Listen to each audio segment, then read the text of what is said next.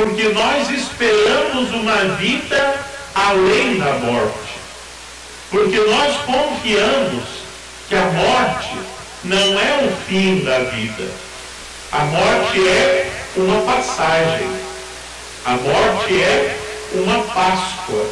A morte é uma porta de acesso que nos dá acesso à vida, à continuação da vida, à melhor parte da vida. E aí a carta de São Paulo que nós lemos nos explica. A primeira carta aos Coríntios, ela nos explica o quê? Qual é a necessidade da morte? Por que nós não podemos passar desta vida terrena para a vida eterna sem a dor da morte? Porque este nosso corpo mortal e corruptível, e nós experimentamos isso. Por que o nosso corpo é mortal e corruptível? Porque nós ficamos doentes, nós envelhecemos, nós vamos sentindo a cada dia como é que o nosso corpo vai morrendo aos poucos. Quando a gente é criança, o corpo faz o que a gente quer. Quando a gente é jovem, o corpo tem todo o vigor da juventude. Mas quando a gente passa dos 40, a junta começa a doer, a gente já não aguenta o que aguentava antes, não é assim? Se cansa mais fácil. E quanto mais os 40 vão subindo, mais a gente vai experimentando como é que nós vivemos de fato num corpo mortal. Num corpo corruptível, num corpo que se corrompe. E não adianta, pode até fazer, mas não adianta. Pode fazer quantas plásticas você quiser, que a dor na junta não passa. Pode fazer quanta academia você quiser, que quando chegar a idade, vai vir as rugas, vai vir a canseira, vai vir um desgaste dos ossos. Tudo aquilo que é a nossa experiência da mortalidade e da corruptibilidade, de que nós somos corrompidos, vai aparecer no nosso corpo. Então, este nosso corpo mortal e corruptível, ele não é apto para a vida eterna. Então, São Paulo diz, nós temos que passar por uma transformação. E que transformação é essa? A morte. E o que ela transforma? Ela transforma este nosso corpo mortal e corruptível num corpo glorioso, num corpo imortal e incorruptível. Mas que corpo é esse, Pai? Olhemos para Jesus, o único que nos ensinou como é o que acontece na morte foi Jesus, que morreu e ressuscitou. É como aquele corpo de Jesus depois da ressurreição, um corpo glorioso, que tem aspectos de continuidade e tem aspectos diferentes. O nosso corpo glorioso será como o corpo de Jesus, porque aquele corpo glorioso, ele será então apto para viver eternamente. Nós vivemos aqui nesta vida, vamos dizer assim, a Escritura diz que nós vivemos 70 anos. Os mais fortes talvez cheguem a 80. Mas nós tem gente aí que já passou dos 80. Né? Então vamos dizer que nós chegamos aqui até os 100, 100 e pouquinho. E já chegamos com tanta dificuldade, não é? Já chegamos tão limitados aos 100 anos. Imagina se a gente vivesse eternamente nesse corpo corruptível e mortal. E tudo isso fosse piorando a cada ano. A gente não ia viver. Então é necessária essa transformação. E aí nós vamos entender bem. O corpo glorioso não envelhece. O corpo glorioso é eternamente jovem, é eternamente forte, é eternamente apto para a vida e não para a morte. Por isso é necessária essa transformação. Por isso a morte se tornou necessária como passagem, como porta de acesso à vida eterna.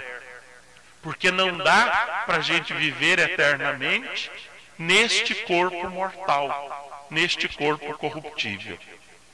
Depois o Evangelho nos dá o segredo. Ah, nós temos que morrer? Temos, infelizmente. É a regra da nossa vida. Todos morreremos, mais cedo ou mais tarde. Aqueles que têm coragem de pensar e rezar a própria morte, morrerão. Aqueles que não têm coragem também morrerão. Morreremos todos. Um dia todos nós vamos habitar neste campo santo. Mas qual é o segredo da vida? Como é que nós devemos viver bem para morrer bem? E Jesus nos diz no Evangelho: o segredo é ouvir a sua palavra e acreditar. Ouvir a sua palavra e crer naquele que o enviou. Então a palavra de Deus deve estar sempre nos nossos ouvidos, porque é ela que alimenta no coração a nossa fé. Viver a partir da fé. Viver como quem caminha para o definitivo encontro com Deus. Se nós estamos aqui, é porque temos duas saudades. Temos saudades daqueles que já moram neste campo santo e temos saudades de Deus. Da mesma forma como nós não mais vemos aqueles que aqui depositamos, da mesma forma como nós sentimos falta daqueles que nós aqui um dia deixamos, nós também temos saudades de Deus. E é essa dupla saudade que hoje nos traz aqui. Porque só Deus pode nos colocar em comunhão, especialmente através da Eucaristia, com aqueles que já morreram. É a única possibilidade. No altar da Eucaristia, a Igreja Celeste, aqueles que já gozam da imortalidade e da incorruptibilidade, se curvam diante do Santíssimo Sacramento, como nós, que ainda somos corruptíveis e mortais, nos curvamos diante do mesmo sacramento. Por isso essa dupla saudade nos traz aqui, para que na Eucaristia, sem ver, sem ouvir, sem sentir, nós tenhamos a certeza de que tanto nós, quanto os nossos entes queridos, estamos curvados diante de Deus. Estamos curvados diante daquele de que nós temos saudade, porque saímos de Deus. E o nosso coração é sempre sedento de Deus. Às vezes a gente não sabe disso. Às vezes a gente tenta saciar essa saudade, essa sede, essa fome que nós temos de Deus com outras realidades, mas nunca conseguimos. Porque o nosso coração carece de Deus. O nosso coração é carente de Deus. Por isso um dia nós vamos voltar para Ele. Mas para isso temos que viver da fé. Temos que alimentar a nossa fé com a palavra de Deus. Para que um dia nós sejamos dignos de habitar a casa do Senhor. Como estes que nós aqui um dia deixamos o seu corpo mortal, porque o corpo imortal e incorruptível já está junto de Deus, onde nós também um dia chegaremos. A mim me consola muito saber que aqueles que um dia eu depositei no cemitério, que aqueles que um dia, de quem eu me despedi no cemitério, quando eu de novo os encontrar, vai ser para nunca mais separar. Porque na eternidade não haverá morte. Porque não haverá necessidade de transformação. Por isso, é preciso viver bem, é preciso viver a partir da fé, é preciso viver iluminados pela palavra, para que um dia todos nós mereçamos não ficar na morte, mas passar pela morte e chegar ao convívio eterno de Deus. Nesta Eucaristia, rezemos pelos fiéis defuntos, mas também renovemos a nossa fé. Renovemos a partir da escuta dessa palavra, que nos diz que vale a pena rezar pelos mortos, porque nós esperamos a ressurreição. A partir desta palavra que diz que nós precisaremos ser transformados para habitar a casa do Senhor.